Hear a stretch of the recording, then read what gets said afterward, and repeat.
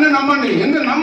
నమ్మమని ఎందుకు అంటున్నానంటే నేను ప్రజాసేవకుని ఆల్రెడీ ప్రూవ్ చేసుకున్నాను 20 సంవత్సరాల నుంచి. మరి ప్రతి కుటుంబంలో కూడా మా హాస్పిటల్లో పెట్టున్నారు. ప్రతి కుటుంబంలో కూడా నా డాక్టర్ పితానన్నవరం చారిటబుల్ ట్రస్ట్ ద్వారా చదివిన విద్యార్థులు ఉన్నారు. అందుకని నేను గర్వంగా చెప్తున్నాను, నాకు ఏమీ అధికారం లేనప్పుడే నేను చాలా చేశాను సమాజానికి. ఏదన్నా అధికారం, నేను ఇప్పుడు అధికారం కోసం అర్రులు చేస్తున్నది నేనేదో సంపాదించుకోవాలని దాచుకోవడానికి కాదు.